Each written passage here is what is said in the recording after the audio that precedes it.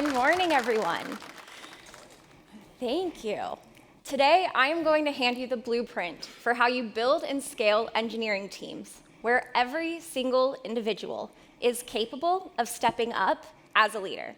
Our mission, redundancy, to create teams so strong and cohesive that they thrive, even if a member of the team has to step away. We want to stop relying on high-performing individuals who carry the weight of ownership, and instead rely on teams that share ownership collectively and effectively. Why does it matter if we have teams that share ownership instead of individuals? Well, to go into that, I want to give you a bit of my backstory. So my name is Rachelle Jensen. I am a principal engineer turned engineering manager, and probably, like many of you, I learned leadership the hard way, trial by fire. So I was managing a team of 5 or 6 while still the architect and lead front-end developer on any new projects that came our way. After a while, I was exhausted. I was completely running on fumes. And as I started wanting to move to only one role, I looked around and realized that either nobody wanted to lead or no one was capable. The people who didn't want to lead saw a bunch of burned out leaders. Why would they want that? Smart cookies. And then the people who weren't capable didn't have the confidence and the experience. So at my next role, I made it my mission to help every single person on the team have ownership. I had learned my lesson. I had taken too much ownership, and I needed to let it go and create a distributed system. Let me tell you, a team where every member has ownership doesn't just survive, it thrives. When one person is maxed out, they know how to communicate that and ask for help. The rest of the team knows how to prioritize and how to look at their roadmap and figure out whether or not they can help this sprint or not, and also communicate that. So, if you look around your team, and maybe you have a high-performing engineer who you're a little worried is carrying too much. Maybe they're at risk of burnout. Or maybe your team's not meeting deliverables. Maybe you're exhausted. There's a really solid chance your team needs more ownership. When ownership is high, engineers get the company mission. They understand priorities, and they feel empowered to take action. That's the difference between a good team and a dream team. So today, I'm going to give you my 7 techniques for how I have helped teams build ownership. The first technique is to ask guiding questions. Now, the thing about engineers is we know a lot of things. We have worked our entire careers to become subject matter experts. Of course, we know a lot of things. The thing is, knowing a lot of things doesn't inspire ownership. Nope. Let me give you this example. So imagine you have a complex project. You're handing it off to a very competent engineer who hasn't been with the team for long, but they're excited and you know that they can handle this.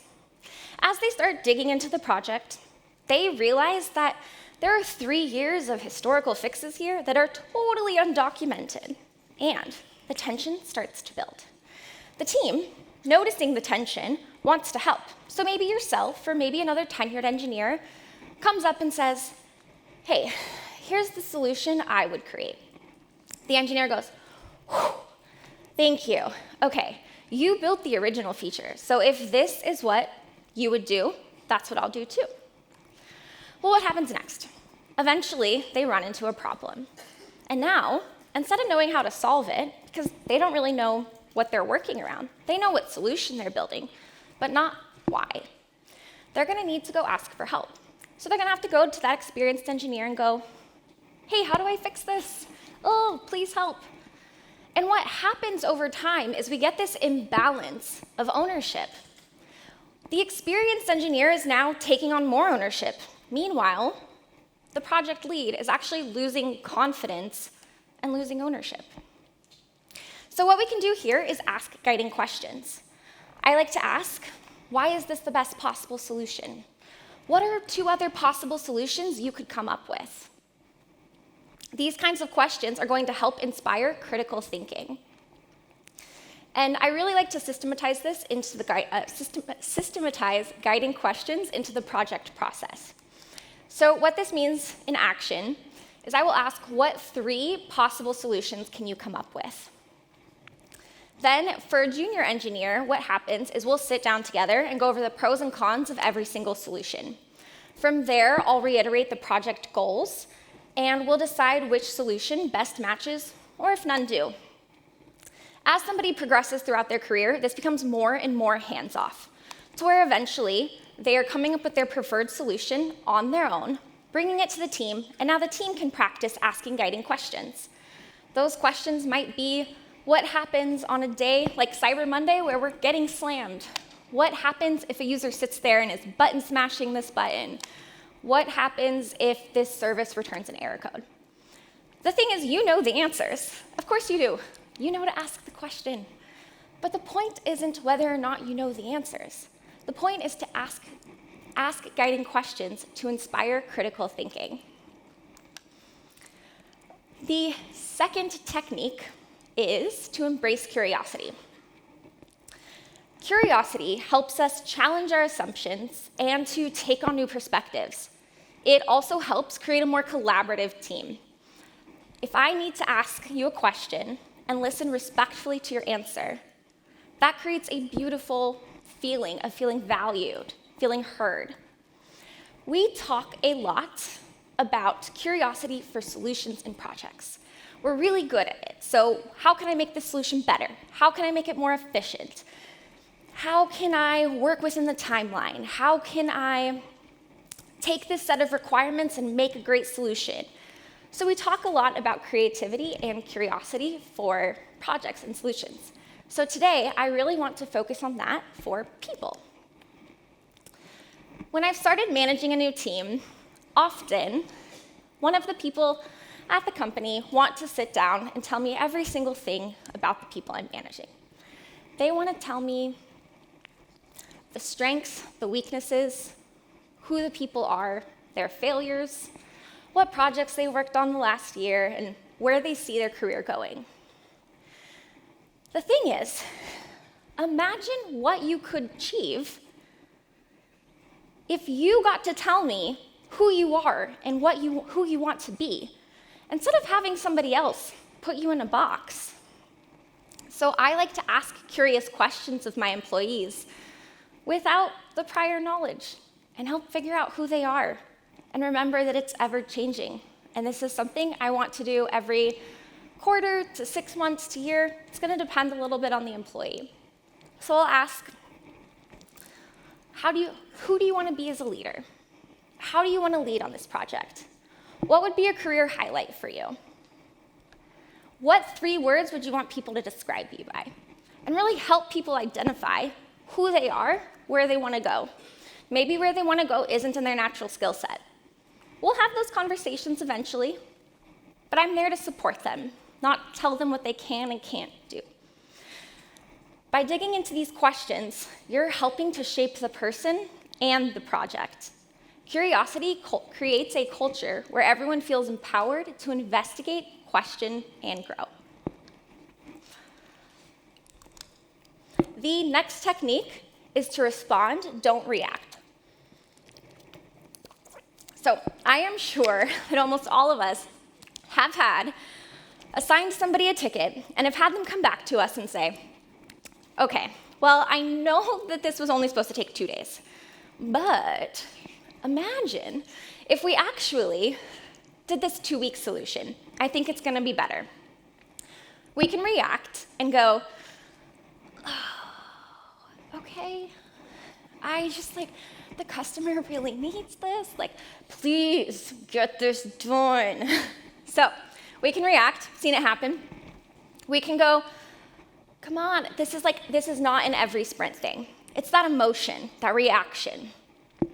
Unfortunately, what this does is it shuts down the conversation. It creates a lack of safety. This person is actually doing an incredibly high ownership thing. They are investing into the solution, bringing it up to you, and saying, here's how we could make it better. That's a great thing. So we can instead respond. I like to use curious questions here, so kind of ask, what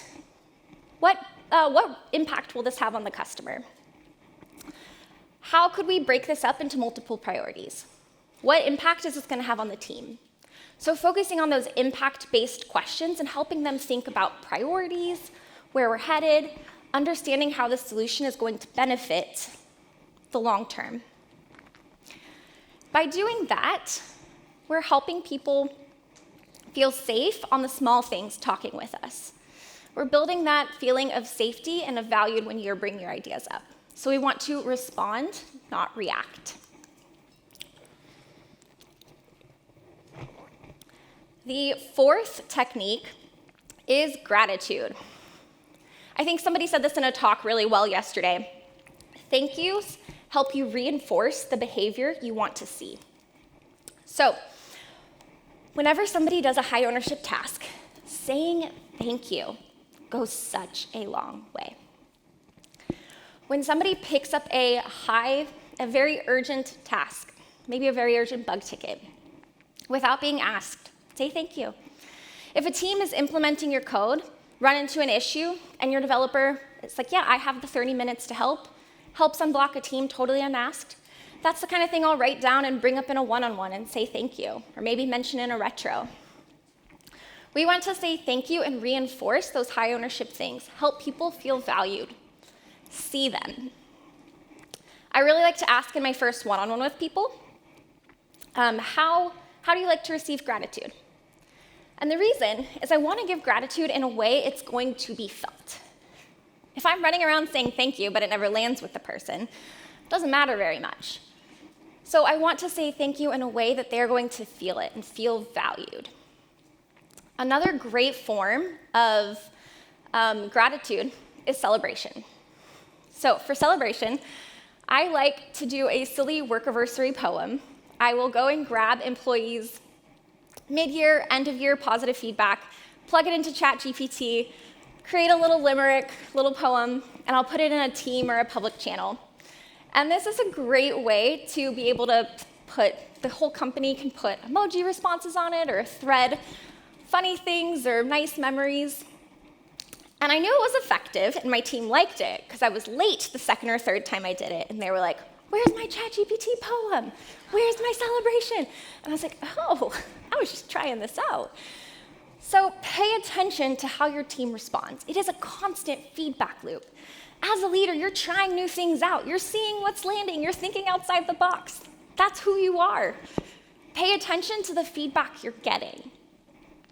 Another thing I've tried is, I noticed my team likes celebrations from me, but they really like celebrations from other execs at the company or from other managers. You know, the unloved parent kind of thing. So I like to proactively sometimes reach out and ask other managers or execs to do the shout out for me, or to maybe attend a celebration. This really helps the team feel valued. When we take the time to celebrate employees' contributions, we are motivating employees to contribute at their best and to keep on taking ownership. The next action is one-on-ones. So I let employees set the cadence and duration of every single one-on-one that I have with them. What this means in practice is that with one employee, I have a 15-minute. The first 2 minutes, we talk about our weekends. And then they like to kind of run through everything that they've worked on for the last week. With another employee, we have a 30-minute every week. First 20 minutes, we talk about our life, our values, who we are as people. We get pretty deep. And the last 10 minutes, we kind of just shove work in there.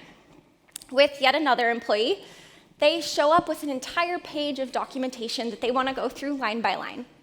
And yet another, we meet every other week. The point is to serve for me. So having different one-on-ones helps remind employees that they drive their time. They own it, not me. Engineering managers have a lot of control. We decide the roadmap, the vision, helping remind employees that they drive their time and who they want to be and what they want help on. It works pretty well for me. And on whenever I have priorities, I'll let them know.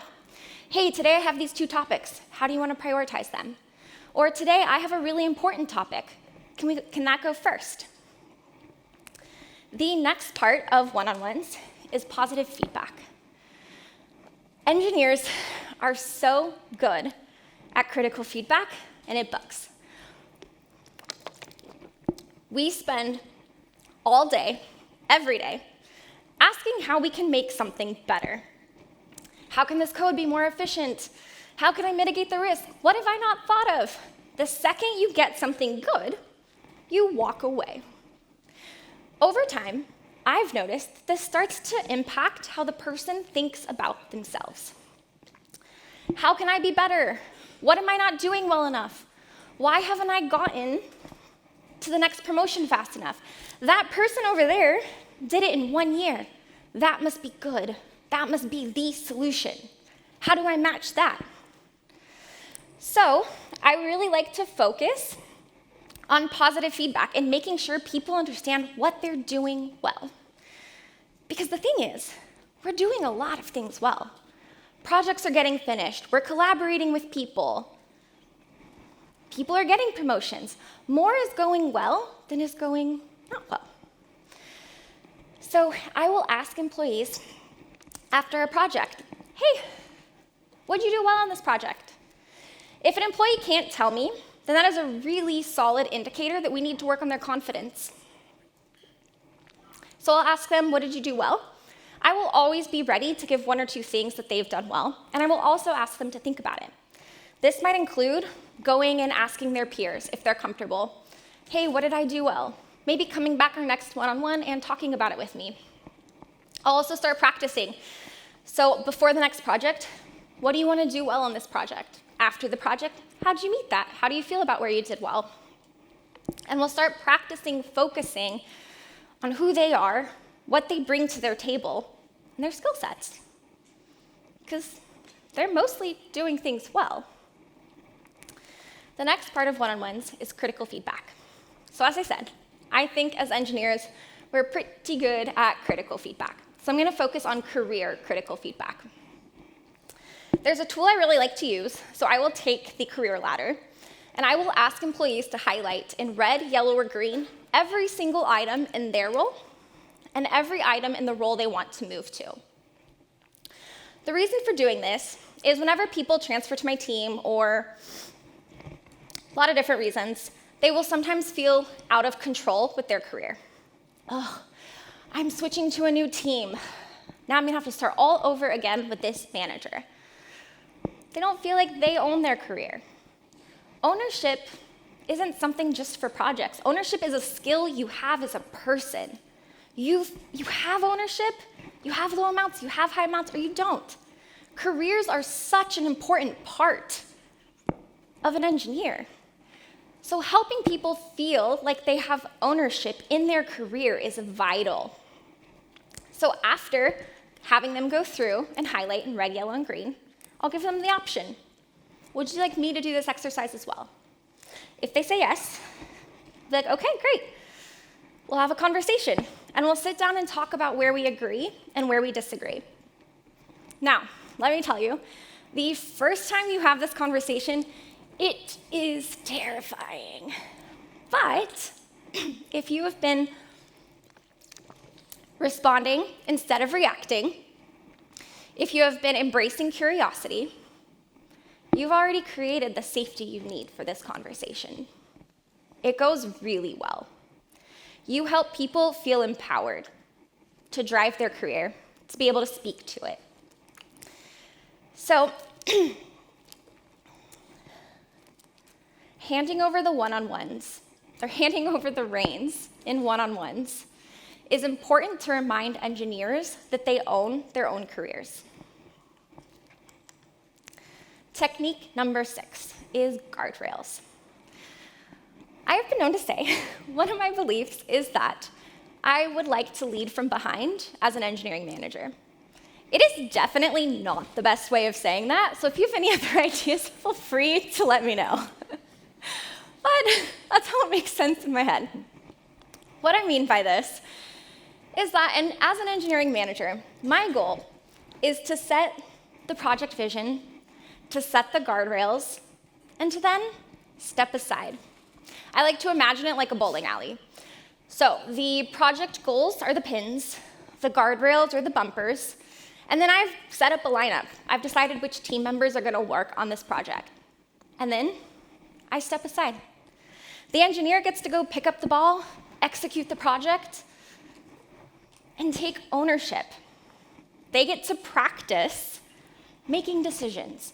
They get to practice collaborating with others, driving a project, taking risks. And they get to practice asking for help if they need it. So these guardrails can look like anything. It's going to be a little different for every team, depending on what your team needs and seniority. So they can be one-on-ones, Slack statuses, Jira updates. It could be team meetings, cross-team meetings. It could be a tech spec, project outline. Guardrails can be anything. The thing is, guardrails are necessary at every single level. We often think about guardrails in a very junior perspective. Guardrails are needed, even at a principal or staff level. For a junior, guardrails are going to look more like, instead of maybe assigning a project, you're assigning a task. And you've really defined the solution, because what they're working on is language mastery, working on tests, and maybe how quickly they accomplish something, if it's on time. On the flip side, very experienced engineers, the guardrails you're providing are at key decision points. So it's going to be, hey, what do you want the impact of this to be? Do you want it to be reusable? What kind of a foundation do you want to lay for future features? What kind of an impact do you want to have on the engineering organization? How do you want to teach others? So asking some of these questions at key decision points to help them think about the bigger picture. The goal is to give the right amount of support so they feel empowered, not overwhelmed, and are able to take ownership with confidence. Technique number 7 is values. So values are the foundation of ownership. There are 3 different value systems I want to talk about. There are individual values, team values, and company values. It is extraordinarily important that there is a thread of alignment between all 3 of these value systems. What I've seen happen is a company suddenly decides that their new value is to move fast. Move fast, everyone. Okay, so what happens next? Inevitably, an engineer comes to me and they go, I would really like to write some tests, but the company says I have to move fast. Guess I can't write those tests. And I start seeing a lot of frustration and resentment. And it's a little thing, but it builds. There becomes a story of the company won't let me. I am not in alignment. My values are not in alignment with the company's. So I'll ask a question and try and get at the values. Think, okay, why do you want to write those tests? Well, there's a problem in the code, so I'm already in here fixing it. It's a very complex area. It took me a little while to onboard to it. I think tests would be great because they would help explain. They would also help mitigate the risk. I don't want to be coming back to this area all the time. So, okay, your values there are moving fast and safety for the team. So by delving into this, I can help us find that alignment between values. Now, sure, maybe, like we can't write a bunch of tests. Maybe I have to say, okay, we have a day or 2 for this, or can you write the top 5 most impactful? Because we are trying to find a balance. But in doing this, I've really helped people delve into what they bring to the table, who they are, and how it actually aligns with the company. And we're able to have extraordinarily valuable conversations about the company's values, what it actually means, and their values, and who they want to be and who they want to work towards. By helping your team members align their personal values with the company mission, you're empowering them to take ownership in a way that is deeply meaningful to them, and ultimately to the success of the entire team. So, in conclusion, the thought I would like to leave you with is ownership is not something you mandate. Ownership is something you cultivate. We want teams that feel encouraged to think critically, that feel safe making decisions confidently, and that when they bring their ideas up, feel valued and heard. I truly believe that one of our biggest responsibilities as engineering managers is to cultivate high ownership in our teams. I really love the Bill Gates quote that says, "We overestimate what we can do in a year, and we underestimate what we can do in 10. As leaders, our impact isn't just what we work on today. Our impact is going to go well beyond our tenure. What's your legacy going to be? These are these 7 techniques that I have used to build high ownership teams, to take teams from good to really good. We want teams that don't just work on projects. They own them, drive them, see them through to success. Let's create a culture where ownership isn't the exception, it's the norm. Thank you all.